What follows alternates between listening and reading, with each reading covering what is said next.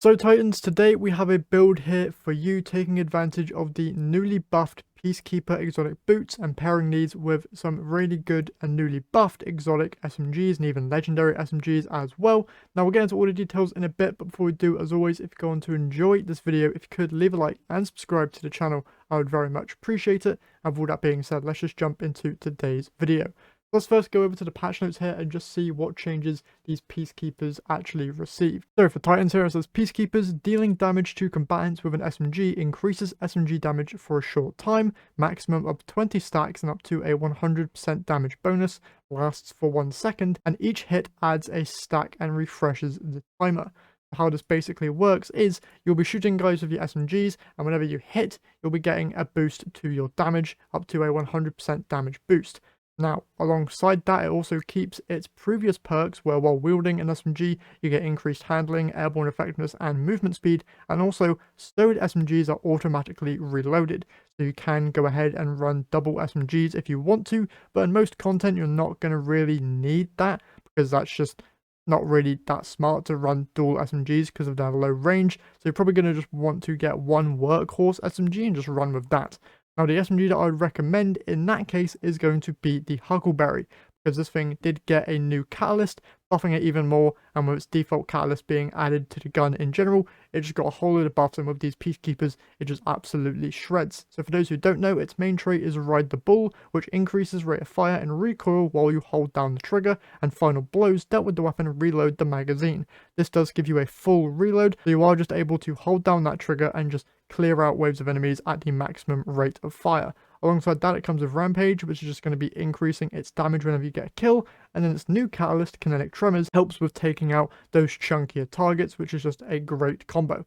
All of these things together paired with Peacekeepers is absolutely just the most fun I've had on Titan, so definitely would recommend Huckleberry. And if you want to run double SMGs, I would highly recommend the Recluse as a secondary option, because Master of Arms did in fact get a little bit of a buff this season. I think they now just increased its overall duration, giving it another stack of Master of Arms. I don't think the damage boost has been changed, but I just think the duration has been a little bit increased. And for those who don't know, Master of Arms states that kills with any weapon improve this weapon's damage for a short time. So you can just get kills with Huckleberry, and if for some reason you run out of ammo in Huckleberry, switch over to your Recluse, and that thing should be at max stacks of Master of Arms, allowing you to then just continue shredding through enemies. Rinse repeat that, switching through your SMGs, and it should just be an absolute blast. But like I said, you're not really going to want to run dual SMGs in most content, especially higher difficulty content, because you'll just get absolutely shredded before you can even get into the correct range to take advantage of your SMGs.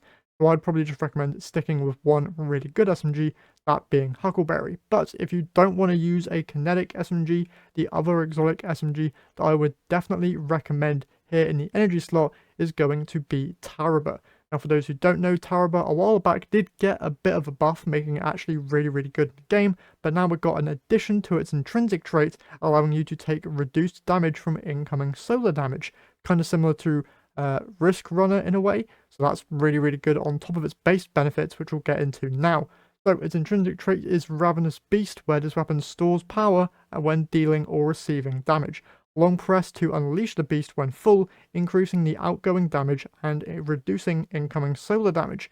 Pair that with Bottomless Appetite, where dealing continuous damage extends the duration of Ravenous Beast, and you'll just be able to continuously keep Ravenous Beast up and just having that really high damage boost available pretty much all the time.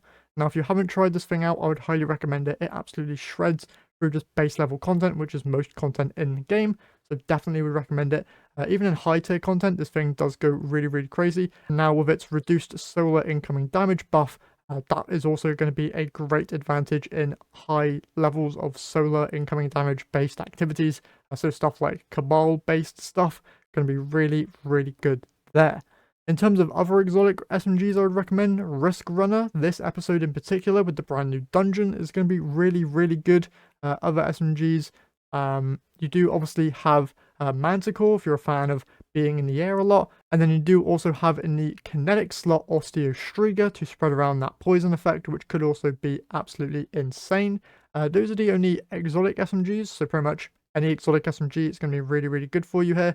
And in terms of legendary SMGs, obviously you have your Callus mini tools if you have that.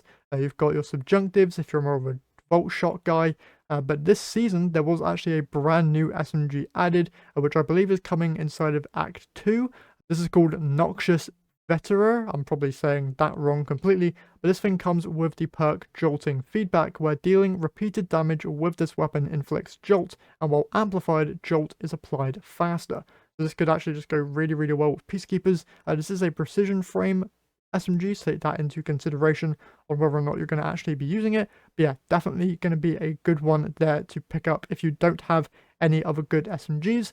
Also, one thing to note is with the Dawning coming up, the Cold Front SMG should actually be making a return, and this thing actually does go really, really hard as well. This is an aggressive frame SMG, and I believe it can get like stats for a 1 for all, which is quite good, but it might get its perks updated, so when that Dawning event comes out, I'll make a separate video covering this SMG. And then also, if this build is still any good, by the time Guardian Games comes back next year, the title is also another great option to go ahead and pick up. And then obviously, Recluse is probably going to be the top SMG that I recommend here, and you can actually go over to Zavala in the tower to focus this thing whenever you go into an Onslaught run. I believe it's still the old Onslaught you need to play in order to get the Recluse, so you can't go into Onslaught Salvation, so stick to the older Onslaught if you want the Recluse. But then also there's a whole load of different world drop SMGs here as well. I've seen people use a brand new Stasis SMG, if I can find it. Here it is, Yarovit MG4. This thing has been getting praised a lot, so if you're interested in a lightweight frame SMG, Yarovit might be a good thing to go for, and you should be able to just focus this, I believe, from Banshee in the tower whenever he sells Omelon weapons, so this could be just a very easy option to go and obtain. Alongside that though, there are a load of raid SMGs like Imminence. You've got some dungeon ones as well, like Unforgiven, Submission as well, also really, really great. Funnel Web there as well. A whole load of really good legendary SMGs, so just pick your personal favorite and just go to town. And yeah, that's basically it for this build. Nothing really too crazy in terms of what you need to run.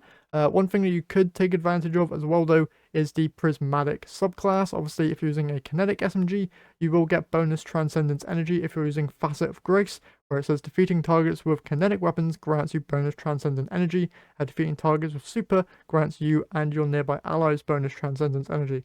So if you want a good build there, you can take advantage of the one that I'm using in this gameplay. Nothing really all that crazy, but if you want to, I'll have a link down in the description. And yeah, that's basically it for today's video. Hopefully you guys enjoyed. If you did, be sure to leave a like and subscribe. Plus it from me here today. So I'll catch you guys in the next one.